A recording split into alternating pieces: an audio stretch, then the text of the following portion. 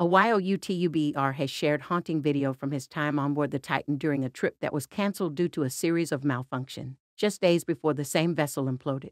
Jake, also known as Dowman, took a short ride in the same OceanGate sub that was found in pieces this week after it went dark on a mission to see the Titanic wreckage 13 feet below the ocean surface. If my dive wasn't canceled, it could have been me inside that submarine today, Jake said in a video posted on Friday. The YouTuber said that he was heartbroken over the deaths of Sunday's crew before going on to share his own experience on the dangerous excursion. Jake included pictures of himself with OceanGate CEO Stockton Rush, who would eventually die inside his creation. It's crazy to think if the weather cleared up and the conditions were perfect and Stockton looked up at me and said, "Do you want to go?" I would have done it, Jake said. And my fate could have been just like the 5 who had lost their lives on that same submarine. Rush boarded the sub for a final time on Sunday alongside British billionaire Hamish Harding, French Navy veteran Paul-Henri Nargeolet, businessman Shahzada Dawood, and Dawood's 19-year-old son Suleiman. All of the passengers were declared dead after the U.S. Coast Guard found debris belonging to the sub during a desperate 3-day search for the missing vessel. In Jake's video, he gave a close look at the cramped conditions of the cabin and zoomed in on the infamous video game controller that was used to control the 22-feet sub.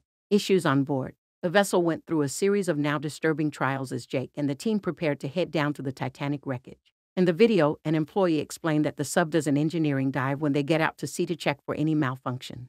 It was during this dive that the team first started noticing issues. Everybody's ready to go in one of the computers. We've got 2 spheres, 2 computers that control a lot of the thrusters, and one of them was acting up a little bit, the employee said. It was offline. They restarted it and it came back online, but some of the functionality wasn't exactly as we'd hoped. That, coupled with some winds and a little choppy seas, we decided to scrub the dive for today. Rush spoke to the crew of hopeful divers and explained that they had a control problem that needed to be fixed. So, it just didn't seem quite right, to put it bluntly, and that's why I called it, Rush told the crew in a room on the mothership.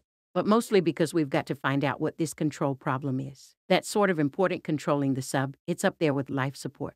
So, we'll be working tonight on that.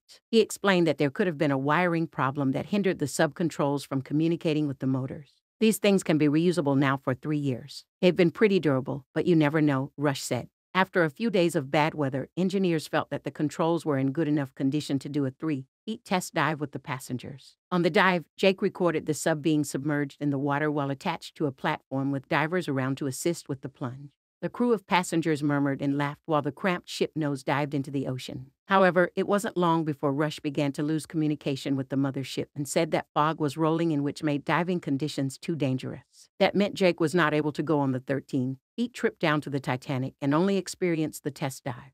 If the fog didn't roll in and cancel the dive, who knows, maybe we would have left that platform, and maybe we would have imploded, Jake said. While it's unknown how the dive could have ended that day, Jake said he feels like he dodged a bullet and is heartbroken for the families of the late divers. I didn't know these people too well, but they treated me very nicely, and I lost a few friends, he said. In the caption of the video, Jake clarified that he did not pay for a ticket as he was asked to share his experience with his 13.4 million YouTube subscribers. He concluded his video by saying, "I think this is a big reminder, not only to myself but everyone, that life is very precious and it can go away very quickly."